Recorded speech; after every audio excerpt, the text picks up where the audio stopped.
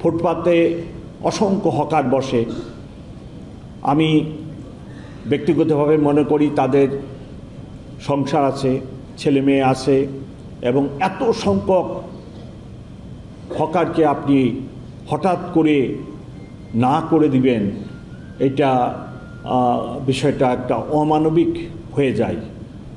So আমার অনুরোধ যে ওনারা যতদূর সম্ভব সংযতভাবে ফুটপাতে থাকুক এবং তাদের যে কাজটা ব্যবসা বাণিজ্য ছোটোখাটো ব্যবসা বাণিজ্য করে, আবার আমাদের সমাজের অধিকাংশ লোক মধ্যবিত্ত, নিম্ন মধ্যবিত্ত, গরিব পরিবার, তারা আবার এই ফুটপাত থেকে কিছুটা সাশ্রয়ী মূল্যে পণ্য সামগ্রী কিনে।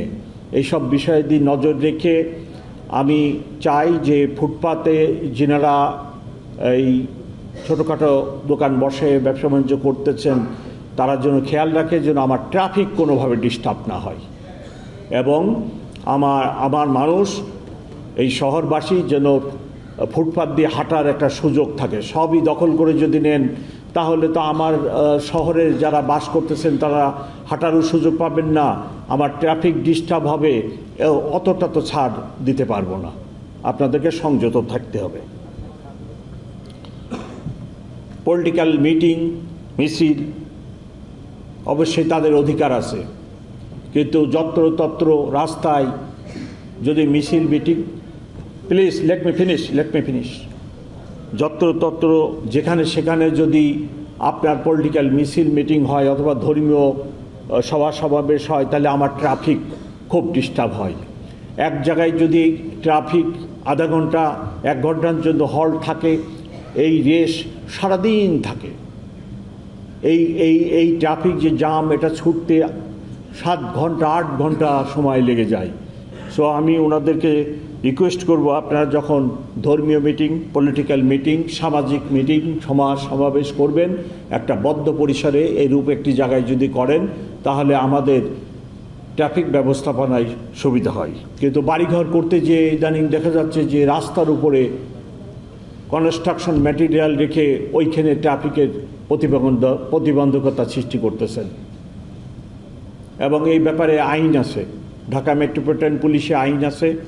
আপনার এই ইট বালুর যে রাস্তার উপরে রেখে মানুষের চলাচলের প্রতিবন্ধকতা সৃষ্টি করতেছেন, তার বিরুদ্ধে মামলা নেওয়ার ব্যবস্থা আছে।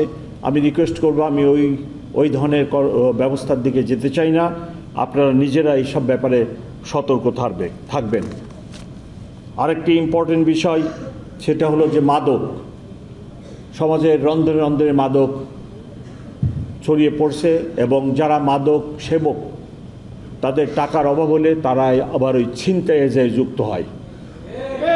সো মাদক নির্মূল করা, মাদককে মোকাবেলা করা, মাদক ডিলারদেরকে ধরা, এটাও সামাজিক আন্দোলনের মাধ্যমে করতে হবে। সব দায়িত্ব যদি আপনারা পুলিশের ঘাড়ে চাপিয়ে দেন তাহলে পুলিশের পক্ষে এত সমস্যা মোকাবেলা করা অত্যন্ত কঠিন। সো আমি অনুরোধ করব, সমাজের যারা নেতৃবৃন্দ আছেন সবাই এগিয়ে আসেন, আমরা সম্মিলিতভাবে আমাদের সকল সহযোগিতা দিয়ে আমরা এই যে মাদক, এটাকে নির্মূলের চেষ্টা করি। মাদক একটি ফ্যামিলির একটি মানুষ যদি মাদকাসক্ত হয়, ওই পুরা মহল্লার লোকের জন্য একটা অশান্তি বয়ে আনে। সে তার ফ্যামিলিকে ডিস্টার্ব করে টাকা পয়সার জন্য, সেখান থেকে তাদেরকে নিঃশেষ করে, তারপরে প্রতিবেশীদের ঘাড়ে চাপে, প্রতিবেশীদের এটা চুরি করে, ওটা চুরি করে, তারপরে রাস্তা যেয়ে ছিনতাই শুরু করে।